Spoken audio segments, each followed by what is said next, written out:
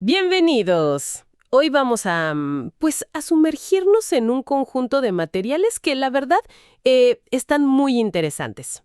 Sí, sí, Nos llegaron análisis culturales, notas de filosofía, algo de crítica de cine, y todo gira como que en torno a cómo vemos la realidad, ¿no? Y cómo hay fuerzas medio invisibles que moldean lo que creemos, lo que deseamos. exacto. Y es fascinante porque toca puntos muy de hoy. El consumismo, la política tan polarizada. Y fíjate que para encontrarle un hilo, las fuentes nos llevan una y otra vez a un pensador, bastante peculiar. Ah, sí, ya sé a quién te refieres. Slavoj Žižek. Justo.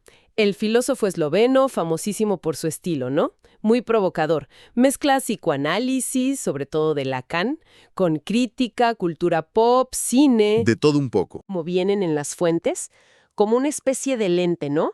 Para sacar algunas claves de estos materiales. No se trata de, digamos, comprarle todo el paquete, sino de ver qué herramientas nos da para pensar.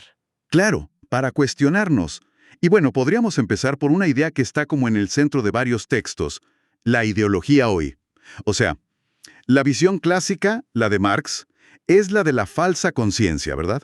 Sí, como si la ideología fuera un velo, algo que nos tapa los ojos y no nos deja ver cómo funciona el poder en realidad. Pero las fuentes que vimos sugieren que Zizek, y se basa un poco en Peter Sloterdijk, le da como una vuelta.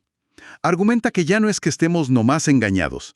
La cosa es más cínica. Más retorcida, como dicen por ahí. Justamente, hay una frase que se repite mucho en los análisis. Saben muy bien lo que hacen, y lo hacen de todos modos. Uf, fuerte. Sí, o sea, ya no es que ignoremos la verdad sobre, no sé, las contradicciones del sistema o las consecuencias de lo que hacemos. No, no, ahora es que lo sabemos perfecto. Lo sabemos, pero actuamos como si, bueno, como si no importara tanto, o le buscamos la justificación. Y los ejemplos que vienen en los artículos sobre consumo son clarísimos, ¿no? Mencionan cuando compramos cosas de empresas que, pues, sabemos que tienen prácticas laborales medio dudosas o que contaminan un montón. Exacto. No es que no tengamos la información, generalmente la tenemos. Sabemos que hay una distancia enorme entre la imagen ética que da la marca y lo que pasa de verdad. Pero ahí vamos y compramos igual. Es ese cinismo, digamos, ilustrado. Sabemos que el sistema falla, que a veces contribuimos a problemas globales, pero pues seguimos adelante. Como dice una nota, Zizek analiza con ironía cómo comprar, no sé, un café ético, un poco más caro, funciona casi como pagar una indulgencia. Jaja, sí, es verdad. Pagas un poquito más para limpiar la conciencia, ¿no? Aunque en el fondo sepas que el problema estructural sigue igualito. Entonces, si no es solo un engaño de la razón, ¿cómo es que la ideología nos atrapa? Ahí es donde las fuentes meten la conexión con el psicoanálisis de Lacan que hace Zizek. Correcto. La ideología, vista así, no opera solo en el nivel de las ideas, sino que se agarra de algo más profundo, el deseo. Lacan hablaba del deseo del otro, con otro en mayúscula, ¿no? Ajá, refiriéndose al orden simbólico, las normas, las expectativas sociales que ya estaban ahí antes que nosotros. Nos dice qué desear, el teléfono nuevo, cierto coche, ese estilo de vida, sino que estructura la forma misma en que deseamos, como que nos enseña a desear de cierta manera. Híjole, suena fuerte eso de que nuestro deseo más íntimo venga como de afuera. Pero, ¿cómo se conecta eso con que nos aferremos a ciertas ideas o actuemos de cierta forma? A ver, aquí entra una distinción que Zizek toma de Lacan y que aparece en las notas filosóficas, y es clave. La diferencia entre placer y goce. Placer y goce. Ok. No son lo mismo, aunque a veces los confundamos, ¿eh? El placer, digamos, busca el equilibrio, la satisfacción tranquila, la homeostasis. Como, no sé, comer algo rico o descansar después de un día pesado. Exacto, eso. El goce, o jouissance, usan el término en francés en las fuentes, es otra cosa. Es como un más allá del placer. Es un exceso, una intensidad que puede ser hasta dolorosa, disruptiva, transgresora. Como una adrenalina rara o algo así. Algo así. Es esa pulsión que nos lleva a hacer cosas que quizás racionalmente no nos convienen para nada, pero que nos dan una especie de satisfacción oscura o muy intensa. Entiendo. ¿Y la ideología juega con las dos cosas? Definitivamente. Por un lado nos promete placer constante. la comodidad, el entretenimiento fácil, todo eso. Pero su jugada maestra, según lo plantea Zizek, es capturar y organizar nuestro goce. ¿Cómo? A ver, ¿por qué a veces nos aferramos tanto a ideas políticas superextremas, o hábitos que sabemos que nos hacen daño, o incluso a formas de sufrimiento que parece que nos dan identidad? Sí, eso pasa. Zizek diría, ahí está el goce metido. Hay una satisfacción paradójica en eso. Fíjate que uno de los textos de análisis histórico menciona el ejemplo que da Zizek sobre el ascenso del nazismo. Él dice que no fue nomás una elección racional de los trabajadores alemanes basada en qué les convenía económicamente. Exacto. Y su análisis, que hay que decir es polémico y hay que tomarlo con cuidado, como toda interpretación histórica. Claro, claro. Sugiere que el discurso nazi fue más eficaz que otros, como el socialista o el liberal, para capturar el goce de las masas. La promesa de revancha, la figura del otro, del judío, como el culpable de todo, esa sensación de pertenecer a una comunidad que recupera su orgullo. Todo eso apelaba a algo más visceral, ¿no? Más allá del cálculo. Justo, a una dimensión más pulsional. Y bueno, es inevitable no pensar en algunas cosas que describen los artículos sobre la polarización de hoy.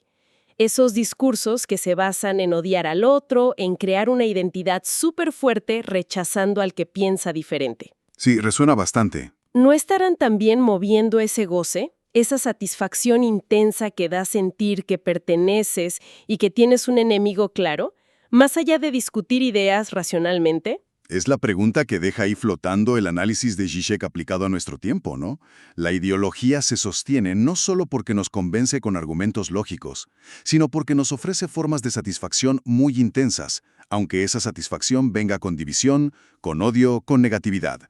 Nos da como un ancla para nuestro goce. Y para entender mejor cómo se arma toda esta estructura, las fuentes nos llevan a otro concepto de Lacan que Zizek usa muchísimo, la fantasía. Ajá. Y ojo, que no se refieren a soñar despierto o a imaginar cosas. No, para nada. En este contexto, la fantasía, a veces con F mayúscula, es como el guión invisible que estructura nuestra realidad, la que percibimos, la que nos deja funcionar día a día. Es el marco que nos enseña cómo relacionarnos con el deseo y con el mundo. Hay una cita en las notas que dice, la fantasía literalmente nos enseña cómo desear. Vaya. ¿Y cuál es su función? O sea, ¿por qué la necesitamos? Porque la realidad social, el orden simbólico, eso que Lacan llama el otro, nunca está completo, nunca es totalmente coherente. Siempre hay como grietas, contradicciones, preguntas sin respuesta clara. Como huecos. Exacto, huecos. Y la fantasía llega para llenar esos huecos, para ocultar esas inconsistencias. Nos da una narrativa, una historia, que hace que el mundo parezca tener sentido y que nuestro lugar en él esté más o menos justificado. Los análisis de cine que nos compartieron lo usan muy bien para ilustrar. Por ejemplo, mencionan Titanic. Sí, el análisis ahí es que la historia de amor súper intensa entre Jack y Rose funciona como la fantasía central. Claro, te atrapa totalmente. Te atrapa emocionalmente, pero al mismo tiempo, esa concentración en el romance individual desvía la mirada de la realidad brutal de la lucha de clases que representa el barco mismo. O sea, la estructura social que al final decide quién vive y quién muere. La fantasía romántica como que suaviza y oculta ese conflicto social de fondo. Y con Batman, El Caballero de la Noche, la lectura va por ahí también, ¿no? El guasón no es solo el malo. Exacto. En la interpretación que recogen las fuentes, el Guasón, o Joker, es la figura que viene a exponer las hipocresías, las contradicciones del sistema que Batman intenta defender a toda cuesta. Como que les quita la máscara. Les quita la máscara. Muestra que ese orden establecido es frágil, que se basa en excluir a ciertos elementos. Pero la película nos lleva a identificarnos con Batman, con su deseo de restaurar la normalidad. Y así la fantasía, el héroe que salva la ciudad, nos impide preguntarnos si esa normalidad no será parte del problema original. Entonces, la fantasía nos da coherencia, nos da sentido, pero siempre pagando el precio de ocultar algo, ¿no? Como una verdad incómoda o una contradicción que no queremos ver. Lacan llama eso lo real, ¿cierto? Sí, y es súper importante, como dicen las notas, no confundir este real de Lacan con nuestra idea normal de realidad. Lo real no es el mundo que tocamos, es más bien como el núcleo traumático, lo que es imposible de simbolizar del todo, lo que se resiste a entrar en nuestras historias bonitas y coherentes. ¿Cómo que podría ser? Pues la inconsistencia radical del sistema, el antagonismo social que no se resuelve, la violencia fundacional, cosas que la fantasía intenta como tapar, cubrir. La ideología, a través de la fantasía, funciona como un escudo protector contra este real que, si lo viéramos de frente, sería muy disruptivo. Suena bastante denso todo esto. Y a ver, ¿cuál sería la implicación práctica? Las fuentes hablan de atravesar la fantasía. ¿Qué quiere decir eso? ¿Es como tomarse la pastilla roja en Matrix y ver la verdad desnuda? Es más complicado que eso, según la lectura de Zizek. No se trata tanto de descubrir una verdad objetiva y final que estaba escondida. Ah, ok. Se trata más bien de confrontar la inconsistencia de nuestras propias fantasías. Es como reconocer que esas historias que nos contamos para que el mundo, y nosotros mismos, tenga sentido, pues son construcciones, que tienen fisuras, que ocultan algo. Implica aceptar que no hay una garantía final, que el otro, la sociedad, el sistema, llámalo como quieras, es incompleto, es inconsistente. Suena desestabilizador, la verdad. Como renunciar a esas ficciones que nos dan seguridad, aunque sepamos en el fondo que son ficciones. Totalmente. Sería como dejar de buscar culpables fáciles afuera y empezar a ver las contradicciones dentro del sistema en que vivimos y, pues, dentro de nosotros mismos también. Va por ahí. Es una de las ideas más exigentes de esta forma de pensar. Aceptar ese vacío, esa falta de garantía última, sin correr a taparlo luego con otra fantasía, con otra ideología que nos prometa ahora sí todas las respuestas. Requiere como un valor, no sé, intelectual y emocional. Ahora, hablando de Zizek, no podemos dejar de lado la figura misma, ¿no? Algo que también sale en los materiales, sobre todo en reseñas y críticas, es todo un personaje. Súper vehemente, gesticula mucho, tiene sus tics. Jaja, sí, inconfundible. Salta de Hegel a Hitchcock como si nada, usa chistes a veces medio crudos, le dicen provocador, pero también hay quien lo tacha de showman, ¿no? O hasta de charlatán. Ciertamente, su estilo es gran parte de lo que genera tanto interés como rechazo. Sus documentales, La guía perversa del cine, La guía perversa de la ideología, lo hicieron famosísimo fuera de la academia. Claro. Y la pregunta que queda flotando en algunas críticas es, ¿esta performance mediática ayuda a comunicar ideas complejas o, al revés, trivializa la filosofía, la vuelve un espectáculo más? Es una tensión interesante, sí. Podría ser que su estilo sea, de alguna forma, coherente con su propio análisis de la ideología, o sea, que use el espectáculo para criticar el espectáculo.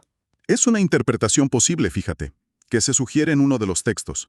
Si vivimos en una época dominada por el cinismo ideológico, eso de sabemos la verdad, pero nos da igual, y la saturación de información. Que ya nada nos sorprende. Exacto.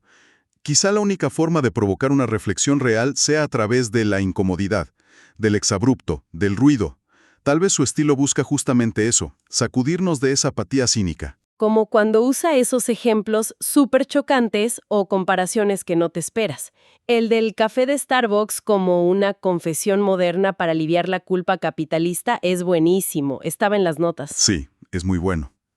Te hace reír o te incomoda, pero la crítica a cómo funciona la ideología del capitalismo con rostro humano se te queda ahí dando vueltas. Exacto. A veces, como él mismo parece sugerir, el humor o una anécdota que parece trivial pueden abrir como pequeñas grietas en nuestras certezas ideológicas, permiten que la crítica entre por un lado inesperado, burlando nuestras defensas racionales de siempre. Entonces, chance la provocación y el espectáculo no son solo para vender libros, sino una táctica filosófica, ¿no? Deliberada, para meterse en un espacio público lleno de mensajes ideológicos pues, más normales, más digeribles. Es una posibilidad, sí, y nos obliga a preguntarnos sobre el papel de la filosofía hoy.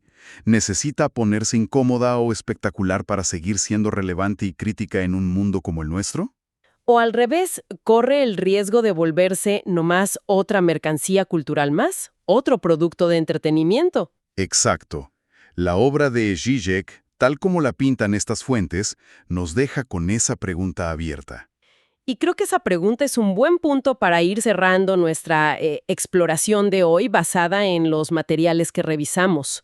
La ideología, vista con esta lente que mezcla crítica social y psicoanálisis, pues resulta que no es solo un paquete de ideas. No, es una trama mucho más profunda. De deseos, de satisfacciones medio raras y paradójicas, el goce, y de historias, las fantasías, que nos arman la experiencia del mundo. Y la invitación que sale de este análisis es, quizá, a desarrollar una mirada un poco más atenta, ¿no? A esas narrativas que damos por sentadas tanto en lo personal como en lo social. Sí, preguntarnos qué inconsistencias están ocultando. ¿Qué tipo de satisfacción, a veces incómoda, nos dan? Y sobre todo, cómo podríamos empezar a cuestionarlas o, como diría Zizek, a atravesarlas. Preguntas nada fáciles, la verdad. Pero bueno, esperamos que esta conversación haya aportado algunas herramientas para pensar sobre los temas que planteaban los materiales que nos guiaron hoy. Y que, pues, haya abierto nuevas preguntas y reflexiones.